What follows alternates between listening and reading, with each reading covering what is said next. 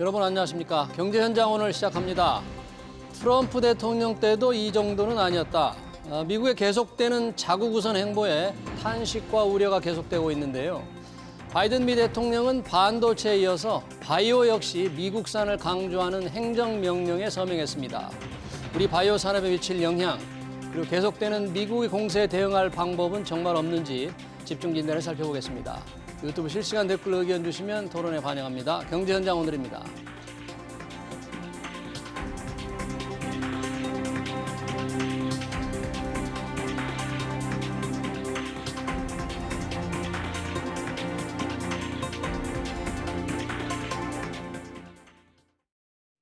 네, 바이오로까지 확산되는 미국 우선주의 토론하기 위해서 두 분 모셨습니다.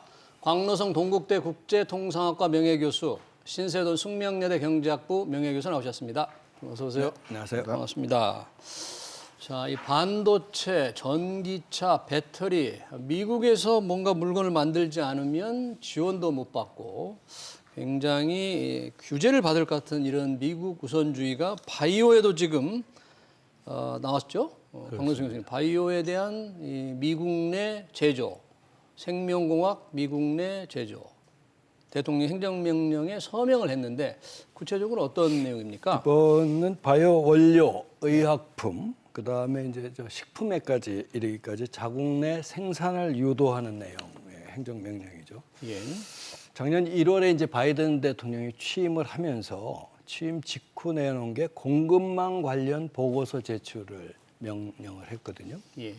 그래서 나온 게 이제 그해 6월에 백악관이 발표한 반도체, 대용량 배터리, 히토류 등과 같은 필수 광물, 예. 또 제약, 요 4개 분야에 대한 안정적 공급망 확보 전략을 발표를 했고요. 예. 그 4개 분야 중에 반도체와 배터리에 대해서는 지난번 얘기를 했던 반도체 육성법, 반도체 과학법, 반도체 및 과학법. 그다음에 이제 그 IRA라고 보통 얘기하는 Inflation Reduction Act 예. 이걸 통해서 이제 다뤘고요. 이번에 이제 내놓은 게 이제 제약계 등과 같은 바이오에 대해서 내놓은 행정 명령이죠. 요게 이제 법에 규정되어 있지 않다고 그래서 그런 뭐 효과가 없는 것이 아니고 예. 기존 법에서 제정되어 있는 그 전에 이제 책정된 예산 중에 예. 요 바이오에 대해서 할 수 있는 것은 위임된 범위 내에서 할 수 있는 내용이 이제 들어갈 거거든요. 이제 앞으로 발표가 되겠지만.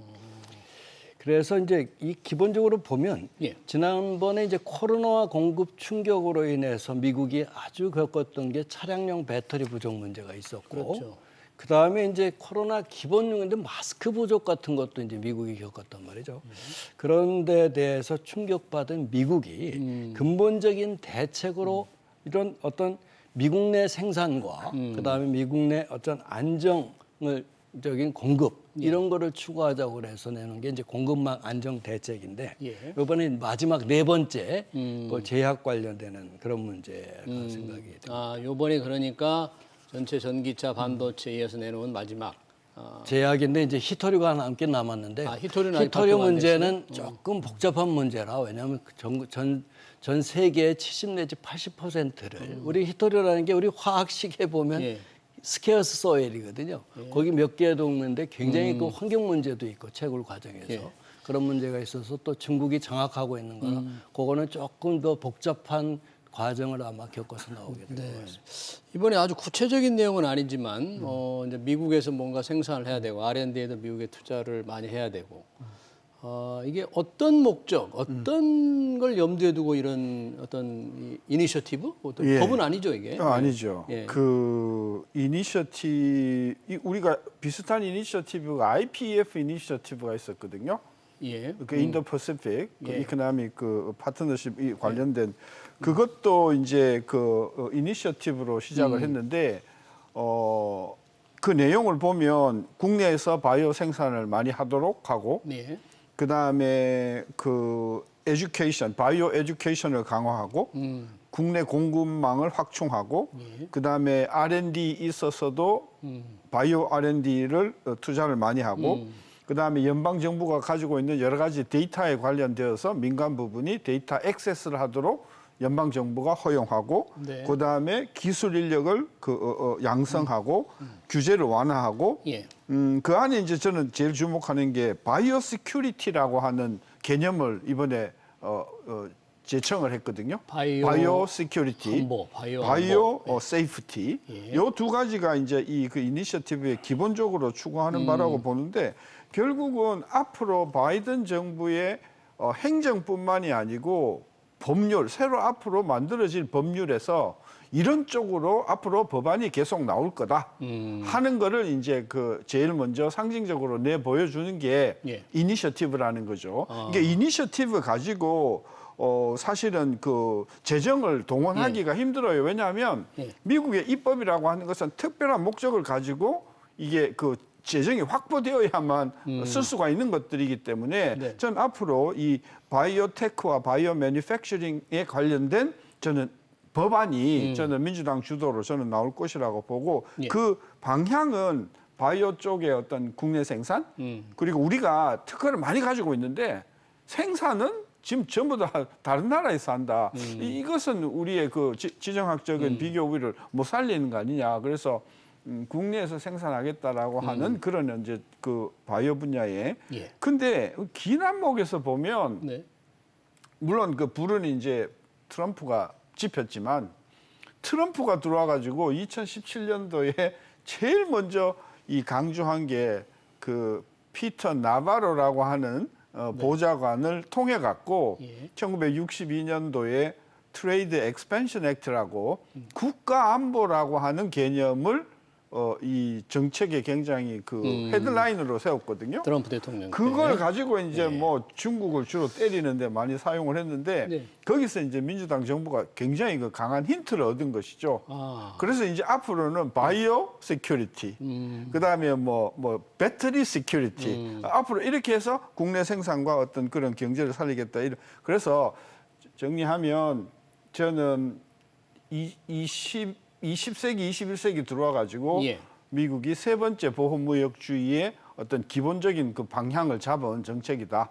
즉, 그 국내에서 생산하고 예. 국내 콘텐츠라. 그러니까 자유무역 질서나 자유교역 정신을 근본적으로 이 뭐라 그럴까 수정하는 그런 면에서 앞으로 10년, 20년 동안 미국의 정책이 계속해서 심하게 이야기하면 국수주의 그러네요. 네, 이런 예. 쪽으로 가는 굉장히 그 중요한 의미가 있는 그러네요. 예. 조치라고 보는 거죠. 그러니까 교수님 말씀 듣고 보니까 이 거대한 무역 질서의 근본적인 방향이 달라지는 거다. 개방과 자율에서 자국 위주로.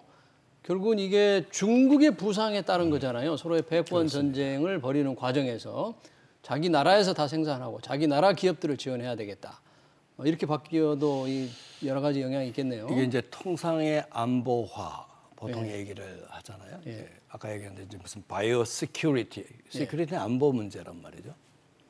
이런 게 사실은 트럼프 행정부 때는 중국을 직접 겨냥해서 고관세를 때리는 방법으로 해서 직접적인 방법을 썼는데 지금 이게 이제 소위 말해서 통상에서 중국 때리기는 바이파티젠 이슈라고 해서 초당적인 의제란 말이죠.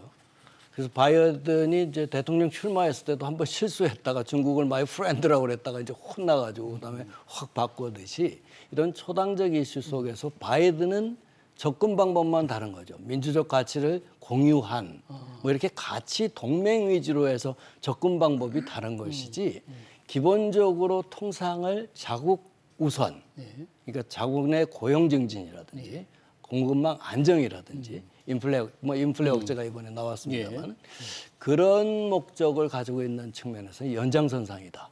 같은 것. 네, 그렇게 트럼프 저는 대통령의 생각을 합니다. 어떤 정신이나 네. 바이든 대통령이 지금 하는 여러 가지 행정이나 비슷한 자국 우선주의가 비슷하다. 똑같은 거다. 실제로 설명 자료에서 백악관에서 이번에 서명하면서 설명 자료에서 보면 중국의 위협을 강조를 했거든요. 직접적으로 우리가 명시를 생산하는데 했습니까? 왜 중국에서 생산해서 언제 저기서 끊게 되면 우리는 어떡하느냐 라는 중국의 위협 같은 거를 실제로 거론할 정도로 이번 법안은 분명히 행정명령은 분명히 중국을 겨냥한 것이다. 네. 이렇게 생각이 됩니다. 바이든 대통령이 행정명령에 바이오 국내 제조를 위한 행정명령에 서명하고 우리 시간으로 오늘 이제 투자 규모를 발표했더라고요.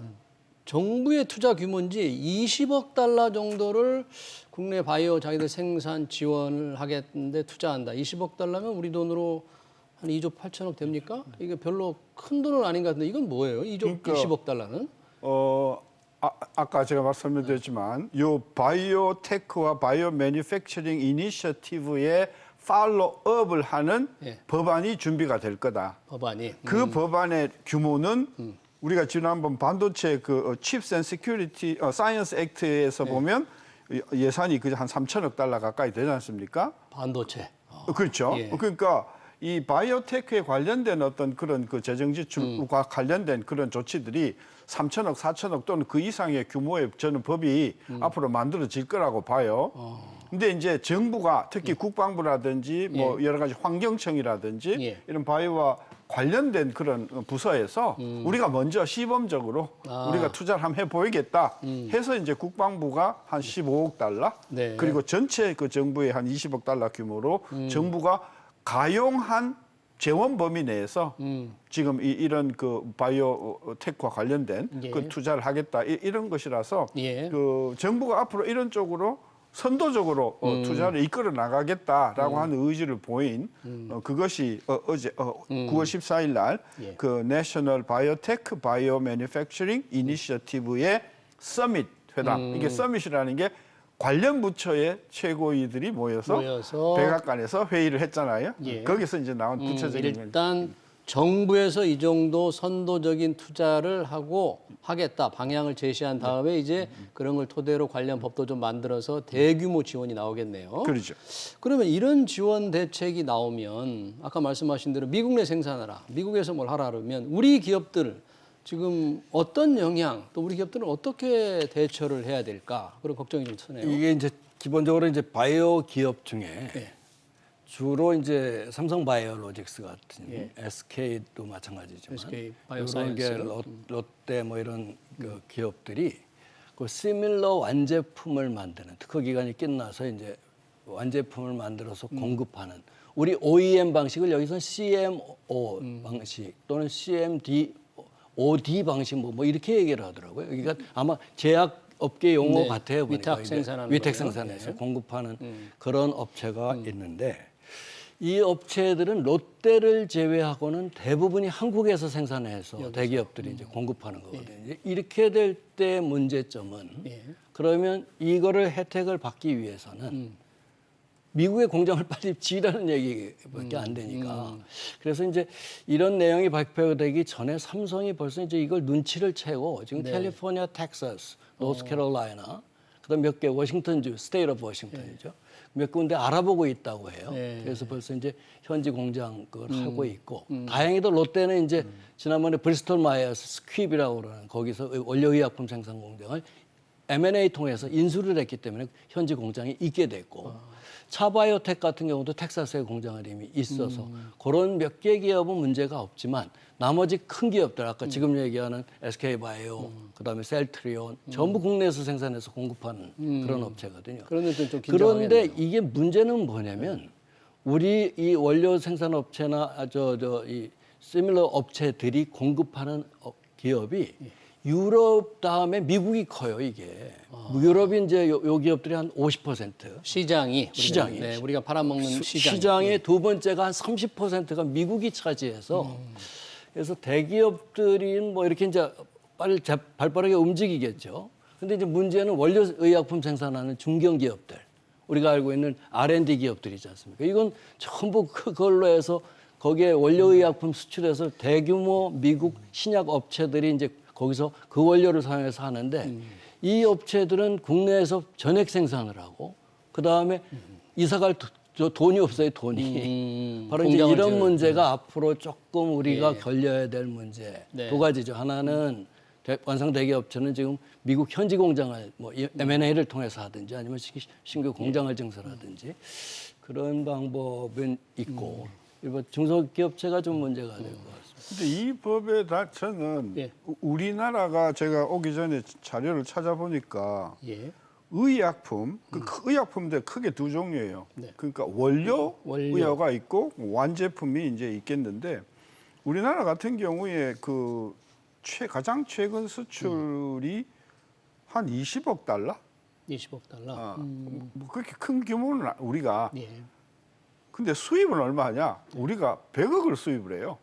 100억 달러치를 네. 수입한다. 네. 그러니까 우리나라만 놓고 보면 우리가 국내에서 생산을 많이 해가지고 수출을 하는 나라인데 이번에 이 법 때문에 수출을 못하게 되거나 공장이 옮겨갈 것이다.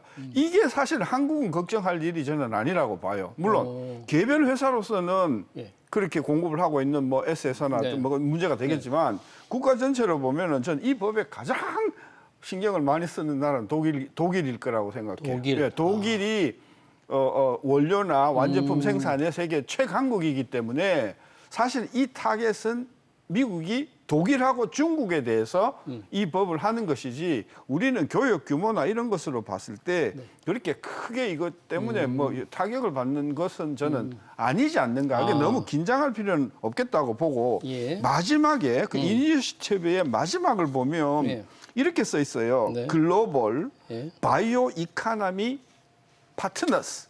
파트너. 예. 그러니까 이번 이니셔티브 안에 바이든 정부가 추구하는 게 뭐냐? 이거 혼자 못한다. 혼자 못하기 때문에 특허나 또는 뭐 생산이나 여러 가지 면에서 우위가 있는 동맹국하고 손을 잡고 하겠다라고 하는 게 그 이니셔티브 제일 마지막에 있습니다. 예. 따라서 우리가 이 동맹 관계를 활용을 하는 쪽으로 하고 그리고 그 직격탄은 독일이나 일본이나 중국이 이거에 가장 타격을 많이 받는 거지. 그런데 독일, 일본도 미국에는 동맹국이잖아요. 아주 일본 같은 독일 가까운 동맹국이지만 미국의 국가 이익에서 보면 독일이 생산할 것을 우리가 생산하면 그게 국가적인 경제에 굉장히 큰 이익이 된다는 거죠. 저는 그런 면에서 바이오 부분에 있어서의 미국이 독일이나 일본이나 또는 유럽에 뺏긴 이니셔티브를 가져오겠다라고 하는 게 저는 이 이니셔티브의 기본 목적이라고 봐서 한국은 한참 비껴가 있는 나라다. 우리 수출 네, 규모가 규모나 얼마 안 우리는 되니까. 수출 중심이 아니라 오히려 수입 중심의 국가이기 때문에 오히려 저는 이게 이 부분은 오히려 그 반도체 부분보다는 우리한테는 큰 타격이 없는 거 아닌가 하는 생각이 들어요. 네, 중국도 미국에 수출을 꽤 많이 그렇죠. 하지 않습니까? 사실 중국이 뭐 당연히 긴장하겠지만 중국이 타격이 더 있지 않을까요? 지금 중국이 바이오 분야의 세계 시장 규모로 2위거든요. 그러니까 어느 정도로 빨리 해와 있고 생산 기반이나 이런 걸 보면 연구개발 수준도 거의 미국을 위협할 정도로 빨리 올라오고 있는 게 중국이라고 합니다. 그래서 이 법안은 이제 뭐 명시적인 대상은 중국이고요. 저 대변인도 그때 이제 이거 서명하면서 발표를 했지만 그런데 이제 이때 내용을 보면 이게 아까 얘기한 대로 반도체 배터리 경우도 보면 배터리의 원료나 생산물을 할 때 2023년을 기준으로 해서 40%를 미국 또는 미국과 연합한 FTA를 맺은 국가들에서 생산된 배터리 또는 광물 해서 2029년도까지 이제 점점 늘려가는 그런 방법을 취하잖아요. 이제 그런 조항이 있다는 얘기는 앞으로 이제 6개월 있다가 정책 시행 방법이 이제 성무성이나 어디서 나올 거란 말이죠. 6개월 후에 구체적인 방안이 구체 나오는 안이 거죠? 나오죠. 네. 그때까지가 우리가 이제 대처할 수 있는 시간을 벌었다. 이번에 이제 왜 배터리 우리 얘기할 때 왜 우리는 전기차 빠졌냐 얘기 한참 했었잖아요. 그렇죠. 근데 사실 일본의 경우에는 UAW 유니언 조항이 있었어요. 그래서 거기와 가입한 기업이 라는 조항을 빼는데 성공을 했다는 그런 게 있었거든요. 그런 걸 보면 우리도 요 기간 동안에 우리가 지난번에 반도체 할 때 지금 뭐 한참 하면서 네. 우리가 때늦은 후에 뭐 이렇게 얘기를 하잖아요. 통상에 기본적으로 정보하고 인적 네트워크를 중심으로 해서 움직이는 거거든요.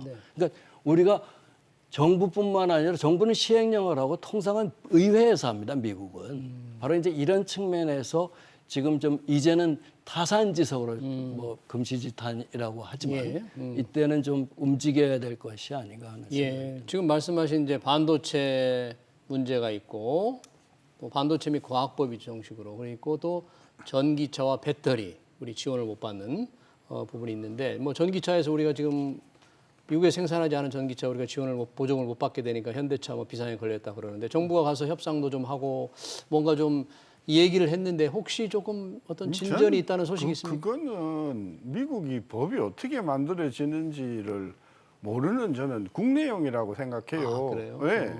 아까 이제 교수님 말씀하셨지만 이게 칩스 앤 사이언스 액트 2022년만 하더라도 이게 상원에서 미국의 그 이노베이션과 경쟁력을 위한 법 해가지고 상원이 이미 법안을 냈고요. 그다음에 하원은 아메리카 컴피트 액트라고 해갖고 독자적인 하원의 안을 냈어요. 예. 이 두 가지가 토의를 거치는 과정에서 하나로 묶자. 하나로 묶어가지고 이 칩스 앤드 사이언스 액트라고 하는 법을 만들고 그 안에 챕터가 A, B, C 세 개가 있어요. 그 A가 뭐냐? 반도체 액트. 예. 그러니까 B가 뭐냐? 연구개발 액트.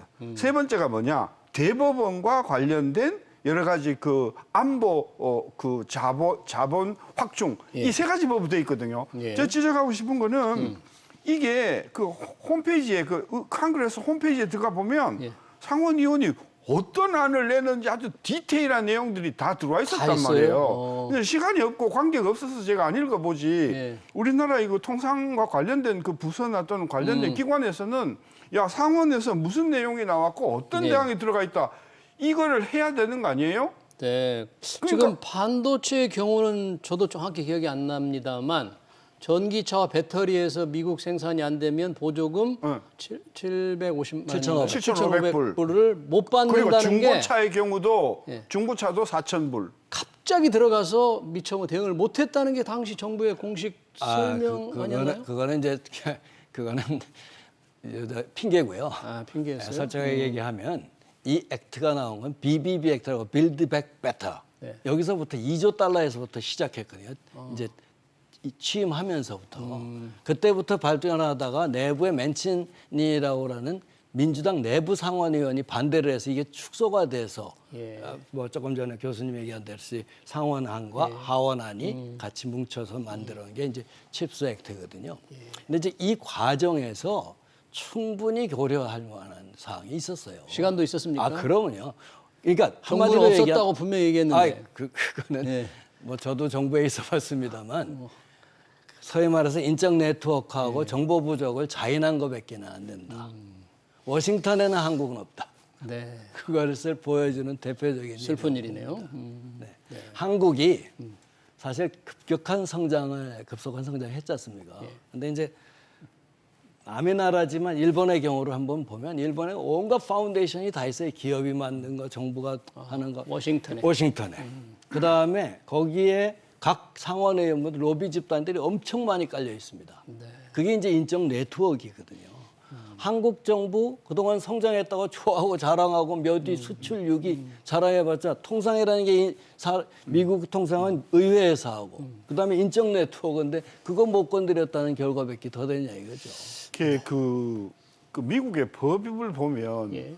예를 들어서 우리가 잘 아는 환율 조작국법 있지 않습니까? 네. 환율 조작국이 어떻게 되냐? 뭐 예를 들면 경상수지가 얼마고 네. GDP의 몇 프로고 있지 않습니까? 네. 단서를 보면요. 환율 조작국으로 이게 지정을 하더라도 단서를 딱 달아놨어요. 이 단서 그 환율 조작국으로 지정함으로 해서 미국의 국가 이익이 현저하게 훼손될 우려가 있으면 적용하지 아니한다는 예, 단서가 그렇죠. 있어요. 그러니까 항상 미국의 법은 딱 해놓고 미국 국가 이익과 관련해서 굉장히 중요한 이해관계가 있다고 하면 적용을 배제시키는 조항이 들어가 있거든요. 예. 전 이 법에도 분명히 저는 그런 조항이 좀 들어가 있다고 저는 생각이 되는데 어쨌든 이 법이 만들어지는 과정에서 우리 정부에 관련된 부분들이 미국에서 어떤 법이 구체적으로 디테일하게 만들어지는가에 대한 소홀함은 분명히 있었다. 네, 그렇군요. 우리 정부의 어떤 늑장 대응에 대한 두 분의 아주 따끔한 지적이 있었고요.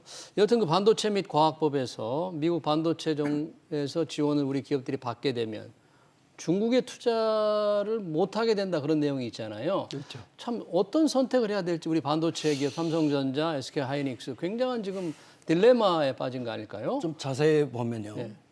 우선 메모리 반도체는 14나노. 옛날에는 10나노급인데 이제 14나노까지 올렸어요, 기준을.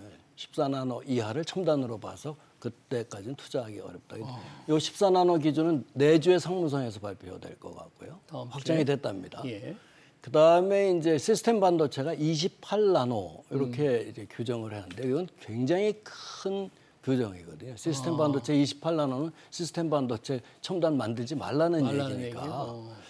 이런 지금 규정이 돼 있는데 지금 그러면 한국의 삼성전자나 아니면 SK 하이닉스가 뭘 생산하냐? 17나노에서 18나노급으로 중국에서 현지 생산을 해요.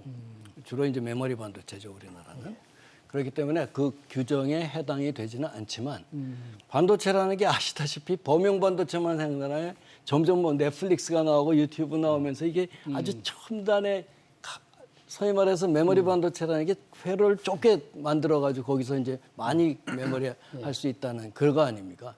그게 이제 점점 올라가는 스탠다드가 높아져 가고 있는 상황에서 요걸 하니까 이제 한국은 크죠. 그럼 결국은 어떻게 해야 되느냐 이겁니까? 저는 이 기회에 삼성전자의 배터리 범용은 중국에서 생산해서 그냥 일반 제품 라디오나 뭐 이런 거 만드는데 쓰고 나머지 첨단은 리쇼어링해서 들어오자 이거죠. 한국에서 생산하고 인력도 늘리고 그렇게 해서 하거나 아니면 미국에서 생산해서 완제품을 수출하는 이런 방법으로 취해야 될 것 같고요. 이 반도체에 대해서 이게 그만 한정이 되느냐? 더 큰 거는 배터리예요. 앞으로 이제 2035년을 가면 프랑스에서는 내연기관으로 움직이는 자동차 생산은 움직이지를 못하게 생산을 못하게 이렇게 정부를 정해놨거든요. 얼마 안 남았어요. 유럽이 지금 한 10년, 12년 남았는데 이 배터리 조항이 빨리 어떻게 수정을 해서 이게 경쟁력을 확보를 해야지. 사실상 우리가 CATL 얘기를 하지만 중국 배터리의 리튬 이온 배터리라는 고급 배터리에는 기술력에 있어서 원재자는 물론 중국이지만 기술력에 의해서 우리나라 따라오긴 굉장히 어렵다고 소위 말해서 압도적인 일이라고 배터리 관계 엔지니어들이 얘기를 하더라고요. 이제 그런 쪽을 앞으로 더욱더 신경 써야지 되는 부분이 아닌가 생각합니다. 지금 글로벌 공급망을 둘러싼 미국의 자국 우선주의 이게 워낙 강화되다 보니까 지금이죠. 지금 그 우즈베키스탄에서 푸틴 러시아 대통령, 시진핑 중국 국가주석이 정말 모처럼 만납니다. 지금 어깨를 나란히 하고 뭔가 회의를 할 텐데 미국에 대한 어떤 그런 전략적 무슨 얘기가 좀 있을까요?